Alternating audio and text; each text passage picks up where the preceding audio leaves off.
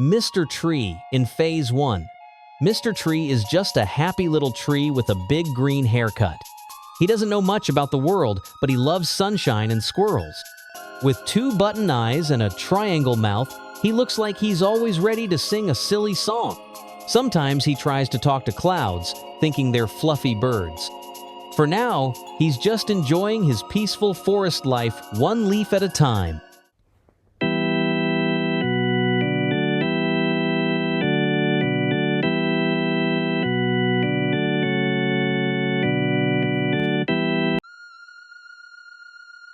Mr. Tree in Phase 1.5. The forest got quiet. Too quiet. Mr. Tree's smile disappeared sometime after that owl whispered his full name at midnight. Now he just stands there, eyes wide, mouth twitching, waiting for something. Even the mushrooms are avoiding him. Is he cursed? Maybe, but he's still oddly polite about it.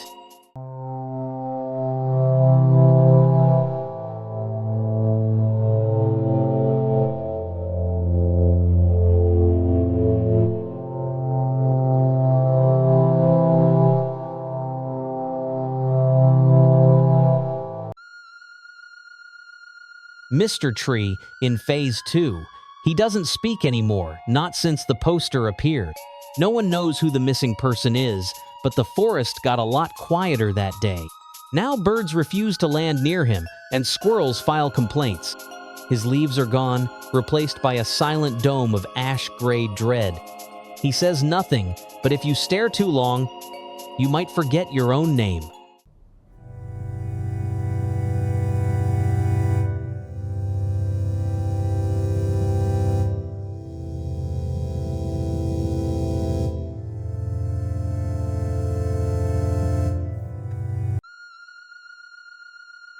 Mr. Tree in Phase 2.5, he stopped looking like a tree and started looking like an open portal with trust issues. The red glow isn't from the sunset, it's from inside. He now hums in a frequency only dogs and demons can hear. Every time someone whispers, "Is that smoke?" he grows another hand. He no longer provides oxygen, only anxiety.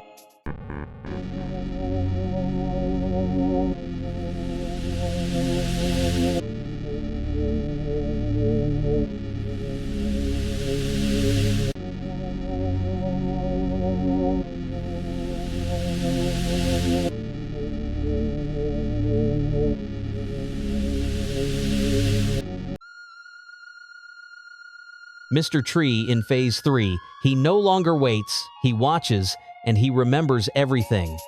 That one eye? It doesn't blink. It stares right into your search history.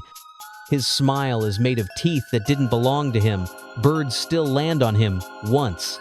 He hums lullabies now, but they sound like sirens underwater.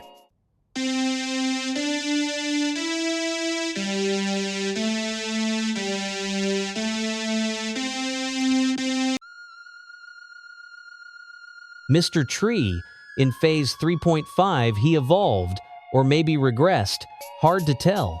He now has two eyes and two smiles, double the watching, double the unsettling grins. He doesn't move, but the forest around him rearranges itself.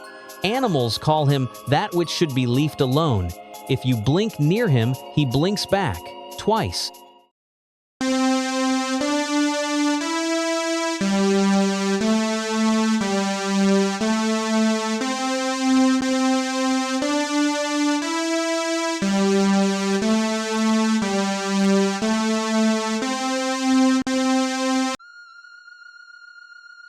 Mr. Tree in Phase 4, he no longer hides, he invites.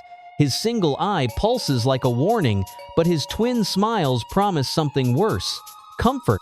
The ground near him is always soft, like something's been digging from below. He doesn't speak anymore. He makes you hear him in your own thoughts. Welcome to the congregation. You're already late.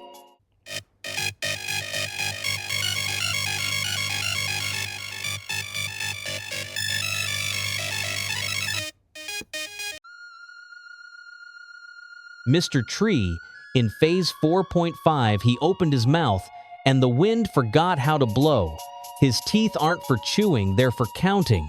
The eye stares directly into your soul's browser history. He no longer pretends to be part of nature now, he's just the thing behind it. The worst part? He still thinks it's all funny.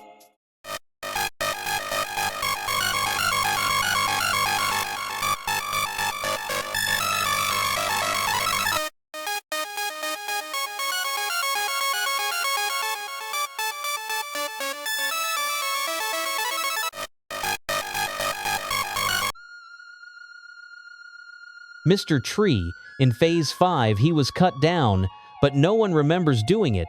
His stump remains, breathing, watching, smiling.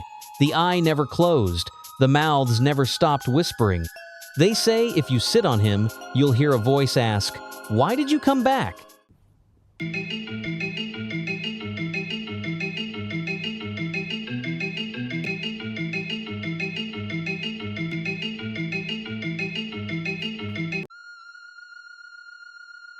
Mr. Tree in Phase 5.5, he's more stumped than ever, but somehow more alive than before. The eye doesn't just see it, remembers for you. His double smile stretches deeper now, like something's grinning from inside. He doesn't creak, he breathes. And if you touch his rings, you'll dream of things no forest should know.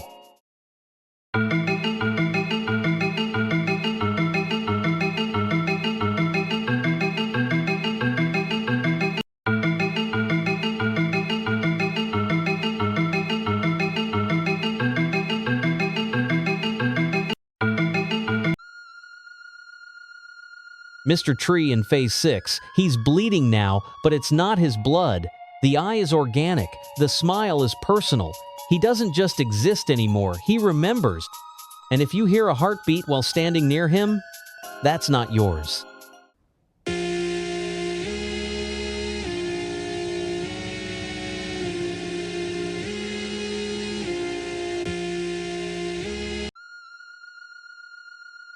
Mr. Tree in Phase 7, he got the axe and kept it. The eye no longer watches, it hunts. The branches moved back in, broken, twitching, whispering. That missing poster? It's not about someone lost, it's about someone taken.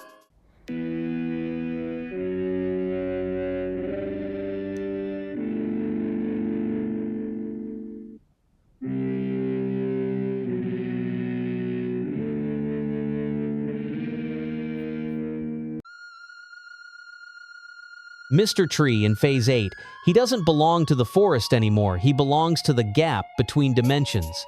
His branches are fractured shadows, and his lips twitch like they're remembering too much. The eye doesn't blink, it judges time itself. He doesn't speak words now, he speaks corruption.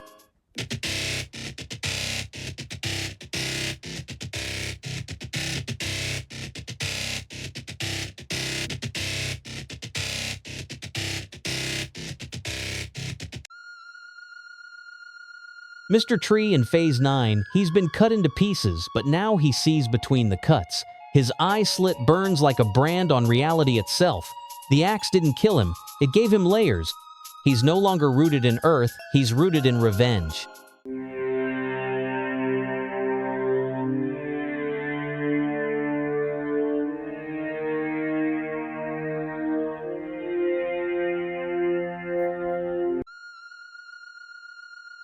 Mr. Tree in Phase 10, he no longer screams, he listens.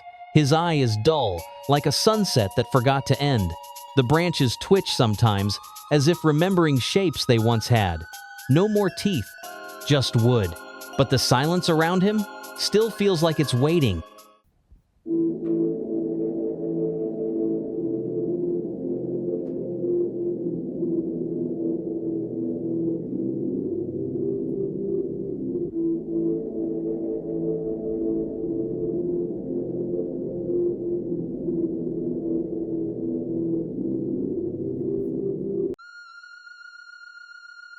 Mr. Tree in Phase 11, he's whole again. But why does that feel worse? His face is embedded like a fossil that stares back. Two lifeless eyes and a crooked smile painted in permanent regret. He doesn't move. But you still feel him lean closer when you turn your back.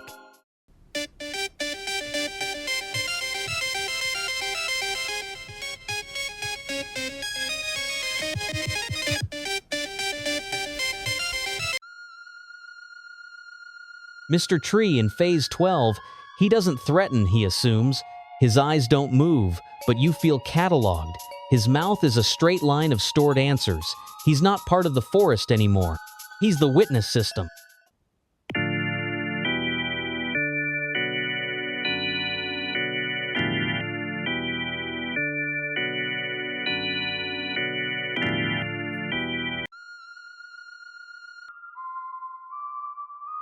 Tunner stands still like a cactus in the desert, dry, silent, and absolutely judging. His brown sheriff hat sits firm, like it's held up by the weight of justice. He might have a pistol, but his stare is already more dangerous. This man doesn't blink, he calculates.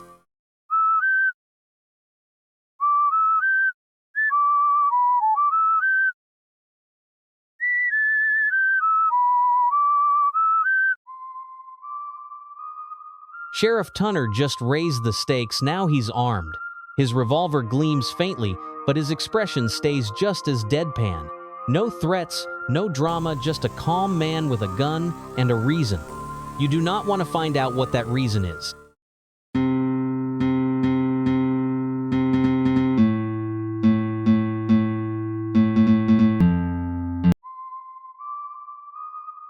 Tunner has lost his gun and maybe a little faith in humanity too. There's a hole in his hat and a drop of blood running down his face, but his eyes still refuse to care. He looks like a man who's seen betrayal and filed it under expected. The sheriff is still standing, but the silence is heavier now. You might have taken his weapon, but not his will.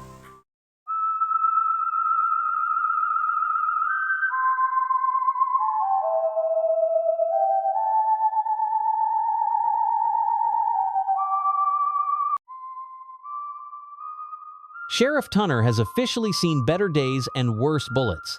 His hat now carries a full exit wound, and the blood has started tracing stories down his face. One eye's knocked off course, the other's still judging. He looks less like a man and more like a worn-out legend. And legends do not ask for mercy.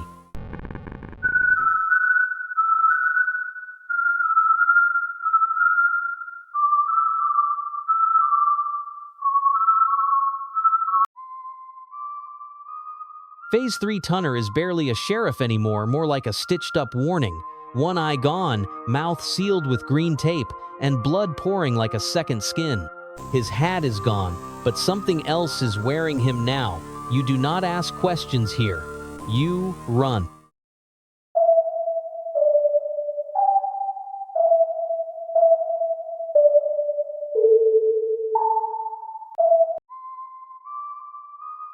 Tunner. Phase 3.5, there is no cowboy left, only the shell. Blood covers what used to be his face, and the green tape now seems like mercy. One eye is completely blackened, the other staring into different timelines. Rope tightens around his neck, not to hold him, but to remind him he's still here. Whatever was haunting him, it won.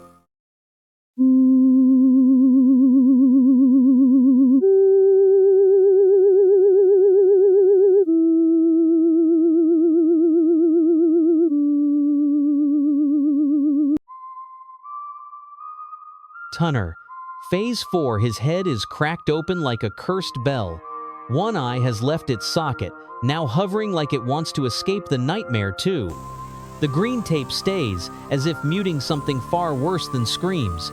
Rope holds him tight, but gravity seems to have let go. Whatever's inside that shell isn't sheriff anymore.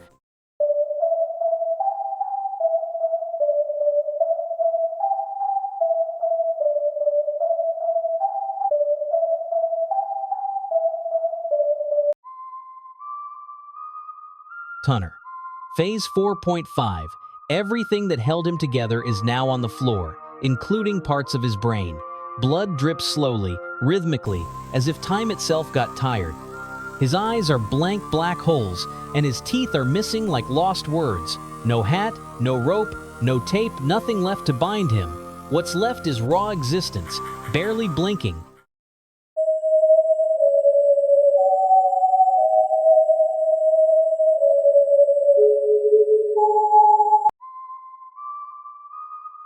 Tunner. Phase 5. There is no face anymore, only a blood-soaked cavity where meaning used to live. His brain pulses in the open, no longer shielded by reason or memory. One eye is gone, the other stares in two directions at once. Rope still clings to his body like a joke nobody's laughing at. You didn't witness his end, you witnessed his erasure.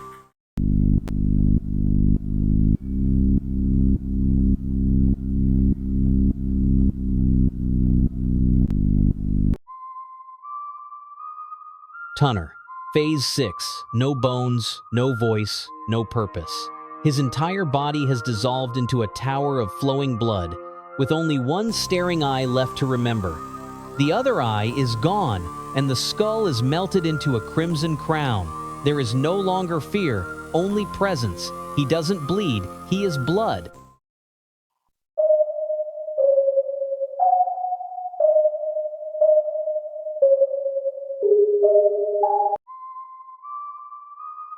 Tunner. Phase 7, the hat is still on, but it no longer hides anything.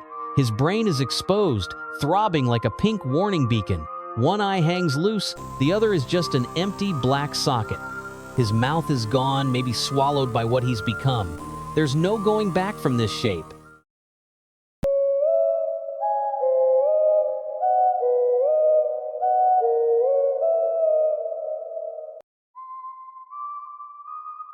Tunner. Phase 8, he's upside down, but not by accident. His brain dangles below like rotten fruit, while blood clings to what used to be a face. One eye spins, the other is gone, swallowed by the transformation. The rope still ties him not to hold, but to hang. This is not a fall, it's a descent.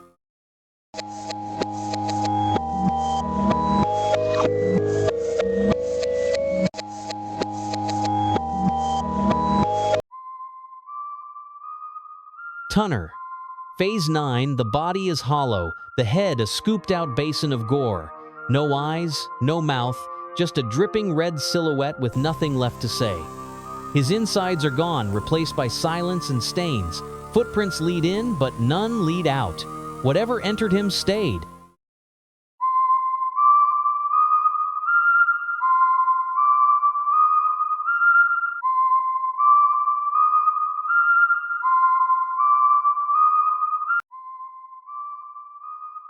Tunner. Phase 9.5, he no longer stands, he dangles. His remains are suspended by a cord, slowly rotating like a cursed pendulum. Flesh peels like wax, and his features are no longer identifiable. The light avoids him. Even shadows hesitate to claim what's left.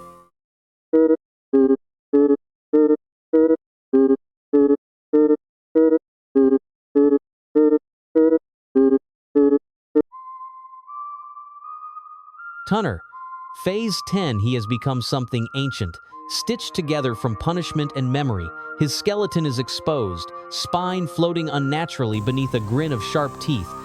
The sheriff's hat returned, soaked and rotting, pierced by a single drop of endless red. Blades protrude from his body like ceremonial stakes. This isn't resurrection, it's retaliation.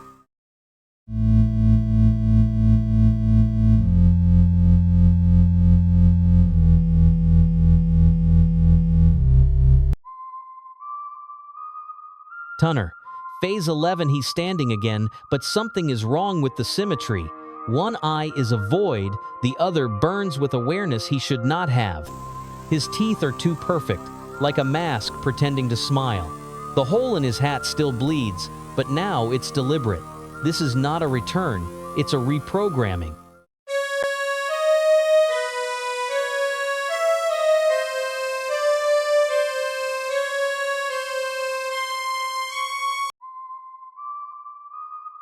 Tunner. Phase 12, his skull is split open, and whatever was inside has long since escaped. His mouth forms a silent "oh," a loop of confusion frozen in time. 4 blood-black holes mark his cheeks like ritual wounds. His hat is cracked, barely clinging to the horror beneath. He isn't alive. He's repeating.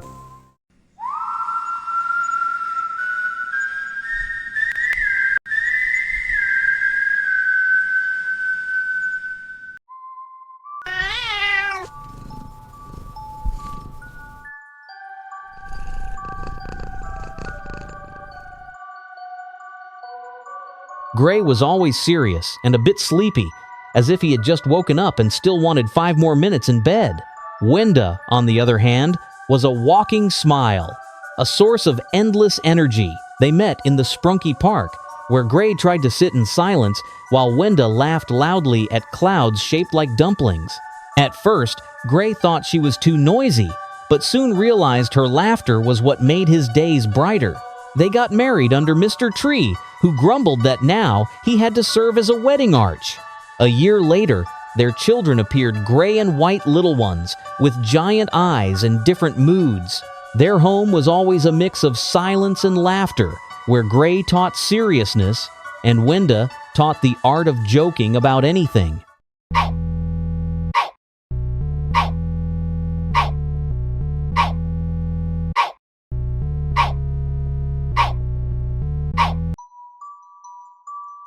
Years passed, and Gray became even quieter, spending evenings teaching the children to listen to the silence of the wind. Wenda, however, filled the house with jokes so loud that even Brud complained from across the street. Mr. Tree, tired of being their babysitter, often muttered about the chaos the kids caused in his roots. One of the children inherited Wenda's talent for laughing at everything, even at Funbot's broken circuits. Gray pretended to be annoyed, but secretly loved the noise because it reminded him that they were alive and together.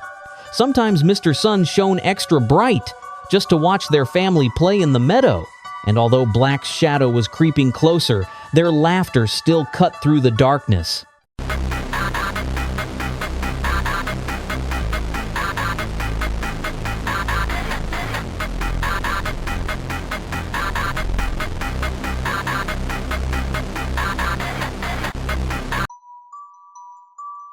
The once bright laughter in their house began to sound strange, almost echoing like whispers in the dark.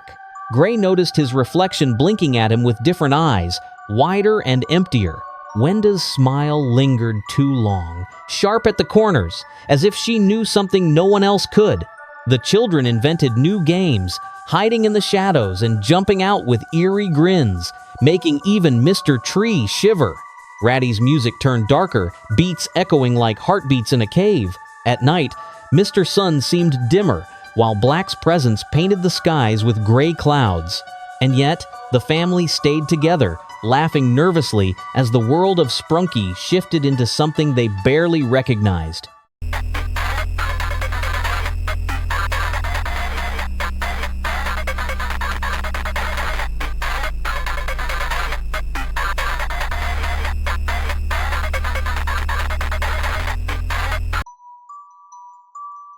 The curse of Black grew heavier, and Gray's face lost more of its color, one eye glowing faintly like a dying ember. Wenda's laughter cracked in the middle, echoing in strange tones that didn't sound entirely human. The children invited Oren to play, but his headphones now whispered distorted voices only they could hear. Together, they invented a game of following the whispers, wandering around the village in the dark. Mr. Tree groaned as symbols were carved into his bark by little hands, guided by something unseen.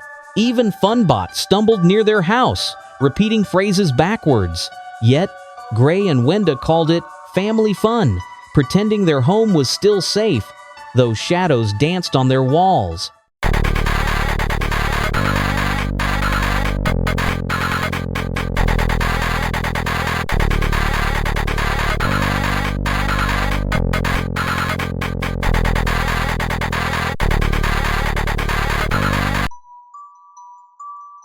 Gray's eye bled shadows now, dripping like ink onto the floor. Wenda's skull-like grin stretched unnaturally, her laughter echoing through empty halls. The children invited Garnold, forcing him to judge their new game, building towers out of bones and broken toys.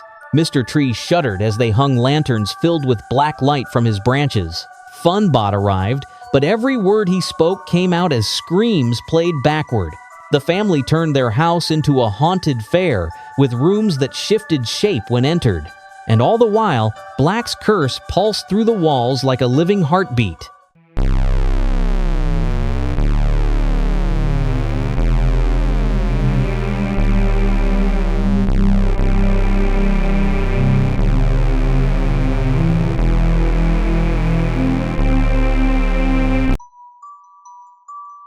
Gray's bleeding eye no longer closed at night, glowing faintly red as if it watched even in his sleep. Wenda's smile stretched unnaturally wide, but a single tear sometimes rolled down her cheek, as if part of her still remembered the old days. The children played shadow tag in the forest, running so fast that even Orin's music couldn't keep up with their steps. Mr. Tree groaned as the kids climbed his branches, whispering words that made his leaves fall in the middle of summer.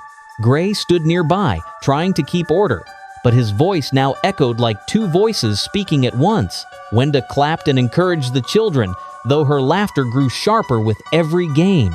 Together, the family looked both united and terrifying. Their love twisted into something the whole Sprunki world feared.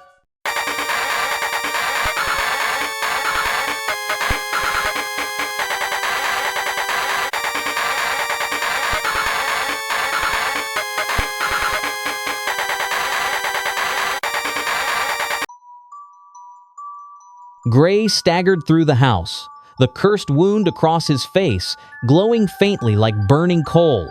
Wenda laughed with wide, terrified eyes, holding a torch that dripped with black fire. The children invited Funbot, forcing him to tell stories, but every tale ended with screams that weren't his own. They clapped happily, painting the floors with symbols that pulsed like veins. Gray tried to command silence, but his voice only made the shadows grow thicker. Wenda encouraged the little ones, dancing with them in circles of firelight. Their family nights had turned into rituals that shook the entire Sprunki forest.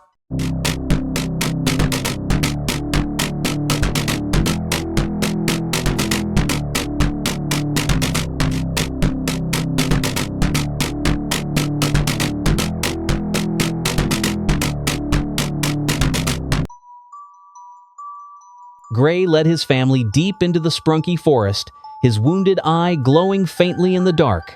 Wenda carried a lantern dripping red light, while the children whispered games about who could find the darkest shadow. They stumbled upon Jevin, whose blue glow flickered as if he feared what followed them. The children laughed, surrounding him in a circle, their voices echoing like a choir of broken bells. Gray tried to call them back, but his words bent into whispers that weren't his own. Wenda pulled Jevin closer, assuring him it was just a game, though her grin showed otherwise. That night, the forest itself seemed alive, trees bending to watch the cursed family.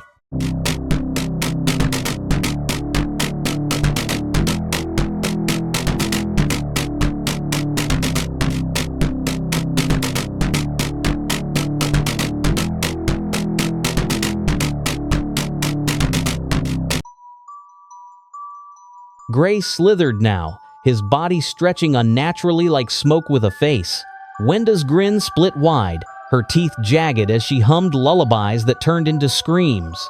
The children played Hunt the Light, chasing mr.sun across the sky with blackened torches. Every time they caught a ray, it dimmed, leaving the world colder and grayer. Jevin appeared to shine brighter, trying to resist, but the family's laughter drowned his glow. Gray whispered to his children, guiding them like predators in the night. That day, the Sprunki sky was covered in a veil of shadows that no one could break.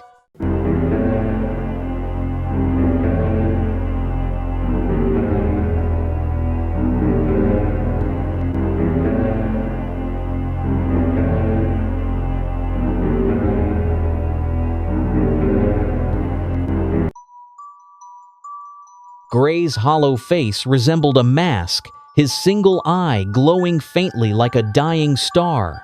Wenda smiled too calmly, her expression frozen, as if she had forgotten how to blink. The children led a procession through the forest, carrying black lanterns that never went out. Mr. Tree groaned louder than ever when they tied the lanterns to his branches. Garnold stumbled upon them, and the children invited him to play leader of the march. Gray whispered directions, and soon the forest itself echoed with their chant. That night, even the stars above dimmed, as if they feared to watch the parade.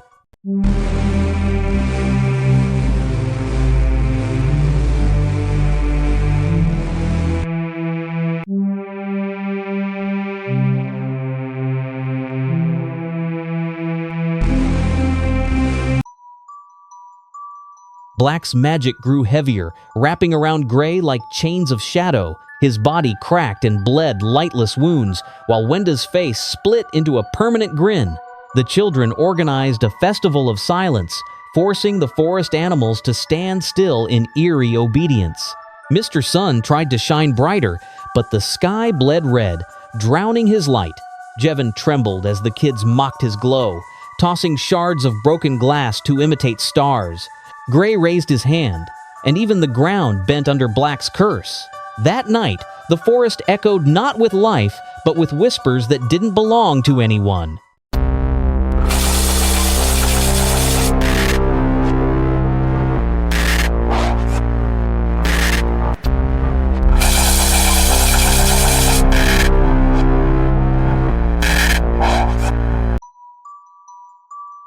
Black's magic surged like a storm, twisting Gray's broken form into a towering silhouette. Wenda's voice echoed unnaturally, speaking both lullabies and screams at once. The children invited OXCX, forcing him to join their new game called Mirror of Bones. They carved reflections on the walls, and OXCX's face multiplied in dozens of screaming copies. Gray raised his clawed hand, sealing the copies inside, making them sing in hollow voices. Wenda laughed, clapping with delight, while the children spun in circles. By dawn, the forest was filled with faces that weren't real, yet kept whispering OXCX's name.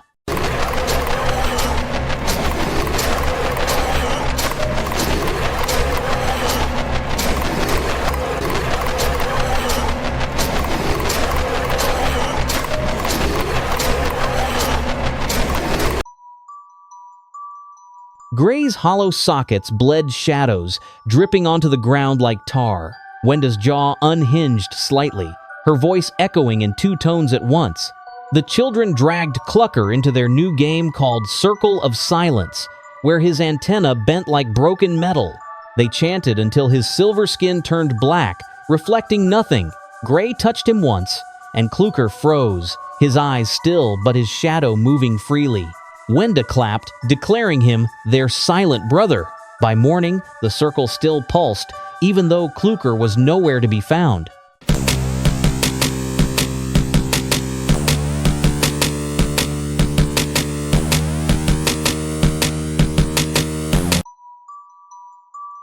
Gray's head was hollow, his voice vibrating like an endless drum.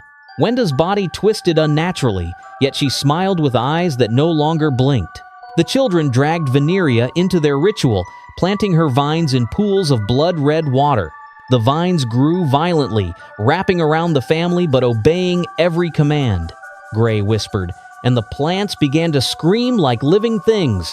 Wenda clapped her hands, proud of the new garden they had created.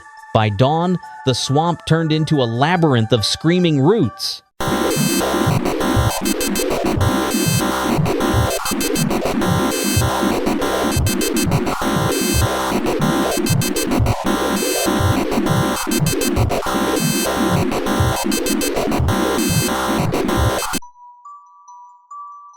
Gray's body opened into a hollow cage, his ribs twisting like black spires. Wenda's face stretched unnaturally, smiling with teeth that never ended. The children dragged Simon into their new game called Heartbeat of the Void. They placed him inside Gray's cage, where each thump of his chest echoed like thunder. Gray roared, and Simon's pulse became the rhythm of the night. Wenda whispered, calling it the music of eternity. By dawn, the cage still pulsed, even though Simon had vanished.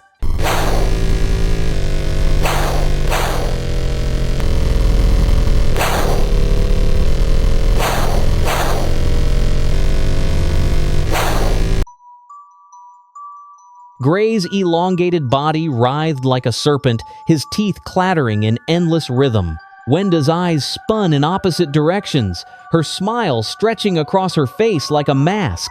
The children dragged Garnold into their game called the Machine of Silence. They placed wires into his head, and his screen flickered with faces that weren't his.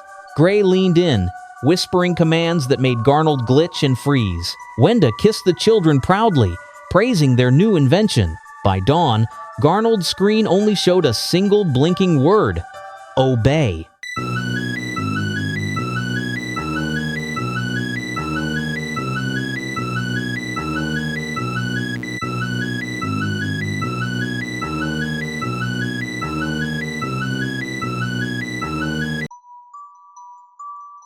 Gray's neck stretched like a twisted rope, his grin sharp and endless.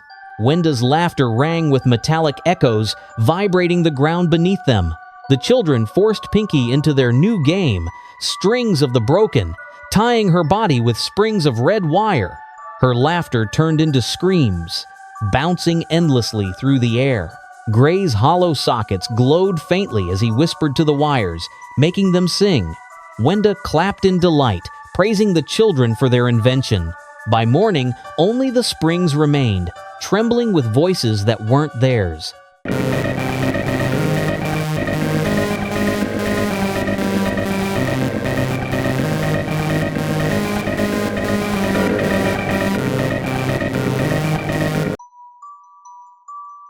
Mr. Fun Computer woke up, cheerfully blinking his screen and spinning the propeller on his colorful hat. He loved to display funny faces and silly words on his screen, laughing in his own electronic way. When he rolled back and forth on the table, it felt like his little movements created a melody.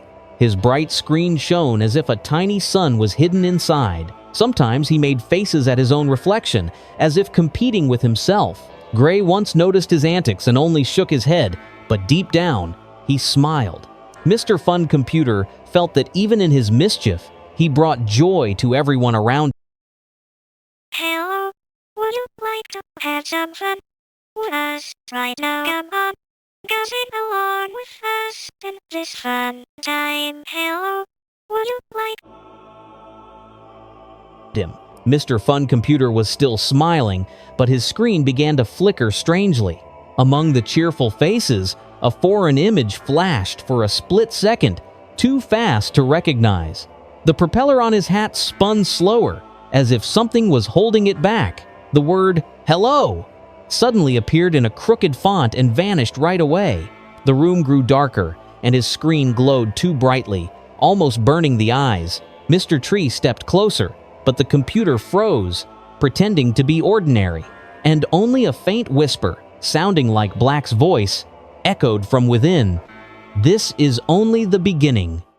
something is wrong? They are all inert. They're gonna kill you. Look behind you. You cannot hide her in danger. Run while you can. Run, run, run, run. Something.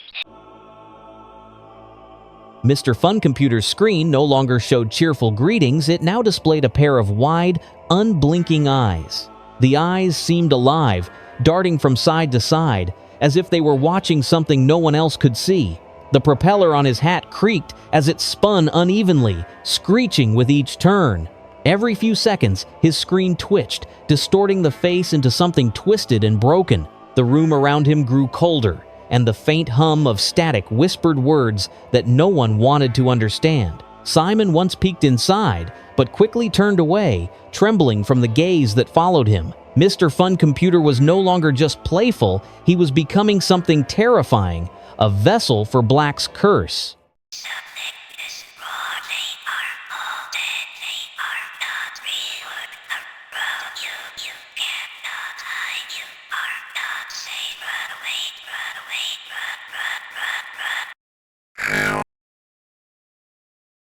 Mr. Fun Computer's screen now showed a wide, unnatural smile, frozen in place. The smile was too perfect, too sharp, and it didn't blink or fade, it just stared.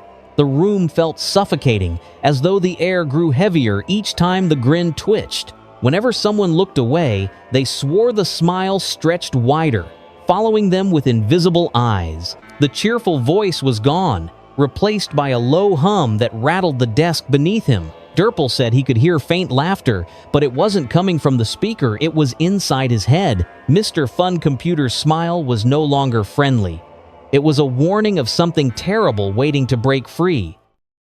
Everything are messed up. We are all doomed. No one will save. Do not look back. You will die. You will burn.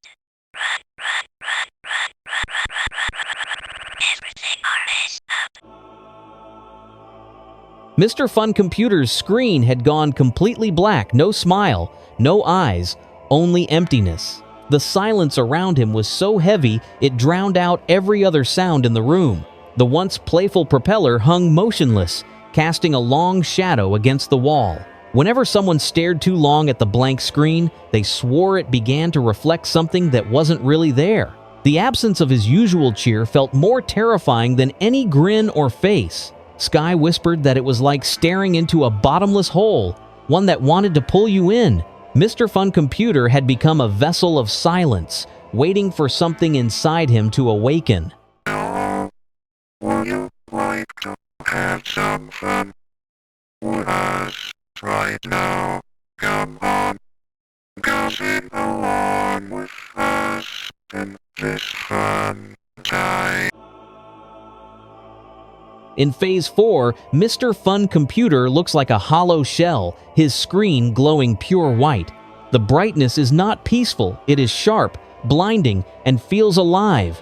Anyone who stares too long begins to see faint, shifting figures moving inside the light. The room loses all color, drained until only black and white remain. The silence around him is oppressive, broken only by the faint ringing in the ears. Even his playful hat seems frozen in time, as if paralyzed by the glow. Mr. Fun Computer has become a beacon, but one that calls to something far darker than the Sprunki world.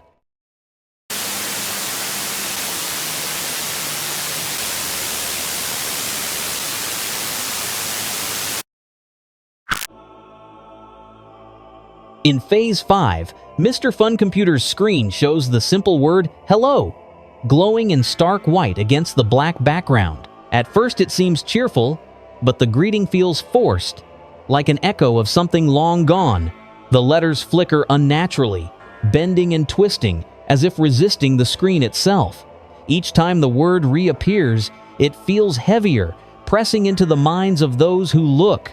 The room grows colder with every flicker, as though the computer is pulling the warmth away.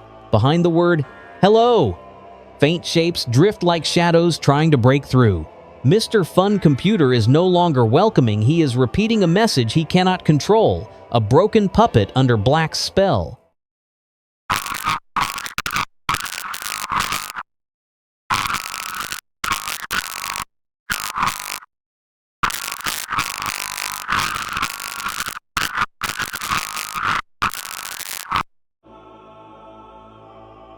In Phase 6, Mr. Fun Computer's screen shows two hollow white eyes and a trembling frown. The expression looks simple, but the sadness feels unnatural, as though something else is staring from behind the mask. The eyes do not blink, yet they seem to follow anyone who dares to move. The frown occasionally twists downward further than possible, stretching like a crack in glass. A faint sound leaks from the speakers halfway between a sigh and a distant scream. The longer one watches, the heavier the air becomes, pressing like invisible hands on the chest. Mr. Fun Computer looks sorrowful, but beneath that sadness hides a terror that longs to be released. Hello, would you like to have some fun with us right now? Come on, gossip along with us in this fun time. In Phase 7, Mr. Fun Computer hangs tilted, his screen torn into jagged black and red shapes like a screaming mouth. The cheerful image is gone now, it looks like a broken beast, straining against invisible chains. Each jagged edge pulses like teeth gnashing, dripping with digital static. The air around him vibrates violently, rattling the desk and shaking the room in rhythm with his movements. Every time the screen swings, shadows stretch across the walls, like claws reaching outward. A low, distorted growl echoes from within, growing louder as though he is about to burst free. Mr. Fun Computer is no longer a victim of Black's curse, he is becoming its living weapon.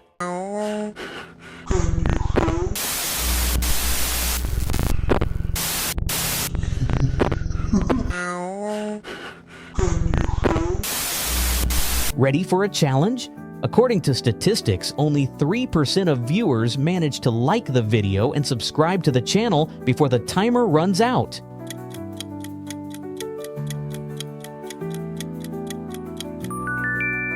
Write a comment if you made it in time.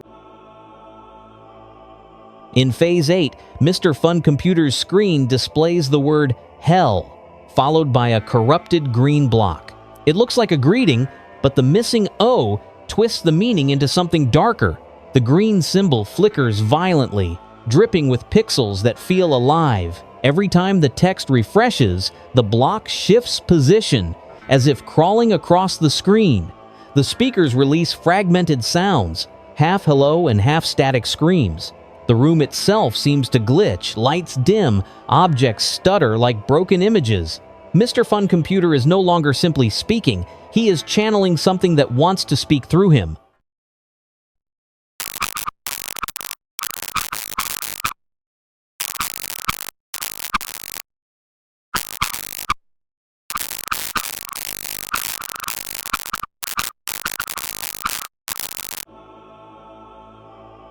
In Phase 9, Mr. Fun Computer is fused with a massive lever rising from his broken body. The lever bears a red and black symbol, glowing like a warning sign of something catastrophic. Each time it shifts, the world around him pulses with violent static waves. The red background writhes like liquid, spilling across the room as if reality itself is bleeding. The sound of grinding metal fills the air, echoing with each unnatural movement. Anyone who approaches feels compelled to pull the lever, though they know it should never be touched. Mr. Fun Computer is no longer a playful companion. He has become a trigger, waiting for someone to unleash the unthinkable.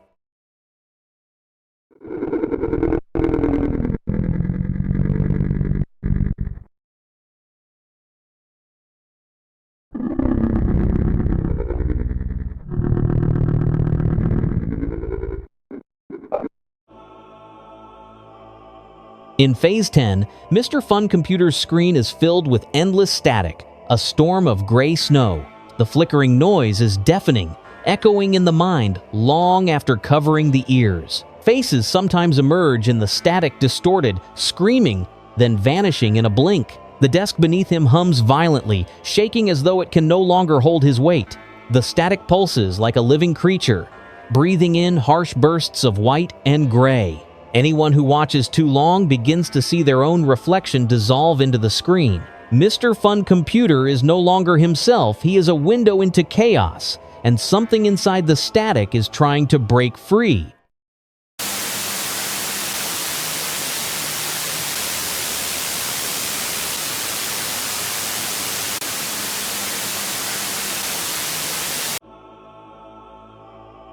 In Phase 11, Mr. Fun Computer's screen shines pure white, blank, and blinding. The light is so intense it erases the outlines of objects around him, swallowing their shapes. There is no sound, yet the silence feels louder than any scream. The glow pulses like a living heartbeat, each throb echoing in the bones of those nearby. Sometimes, faint cracks appear across the white surface, vanishing before they can be studied. Anyone staring too long begins to lose their sense of time, forgetting how long they have been watching. Mr. Fun Computer is no longer speaking. He has become a silent void, burning reality away with his emptiness.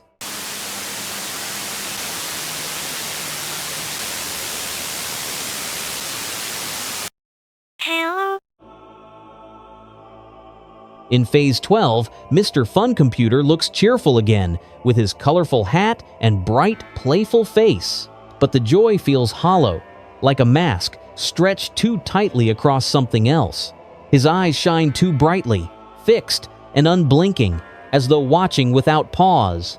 The triangular smile flickers, glitching into sharp angles before returning to its harmless form. The sound he makes is laughter, but it is metallic and echoes unnaturally across the room. The longer one stares, the more the cheer twists into something unsettling, almost mocking. Mr. Fun Computer appears innocent, but beneath his playful look lurks the curse that will not let go. Hello? Would you like to have some fun with us right now? Come on, gossip along with us in this fun time. Hello? Would you like to have some fun with us? In Phase 13, Mr. Fun Computer's screen is shattered. split by violent cracks glowing red. A broken square flickers in the center, pulsing like a corrupted heart. Each fracture spreads outward, spilling digital sparks that scorch the air.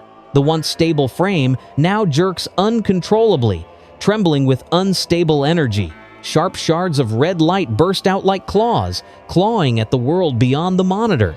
The sound is a constant shriek of static, rising higher until it feels unbearable. Mr. Fun Computer is no longer holding together, he is tearing himself apart, and something monstrous is pushing through the cracks.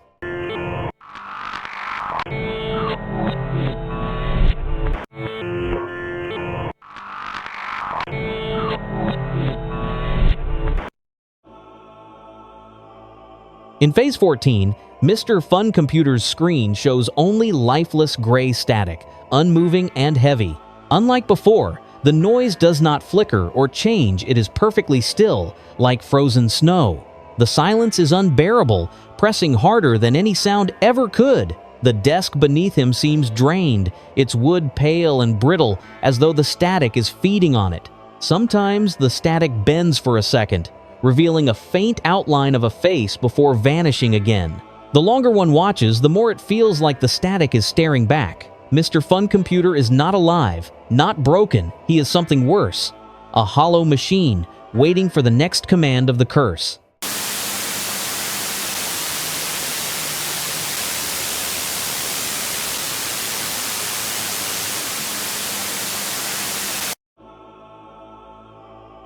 In Phase 15, Mr. Fun Computer lies on his side, his screen drowning in endless static. The tilt makes him look broken, discarded, as though even gravity has given up on him. The static now spills outward, crawling across the desk like ash carried by invisible wind. Every crackle of the noise feels like a final breath, drawn out and distorted. The playful hat and cheerful face are long gone, only a lifeless shell remains. The room around him bends in silence, as if mourning the collapse of what he once was. Mr. Fun Computer has reached his end, not with a scream, but with an eternal broadcast of despair.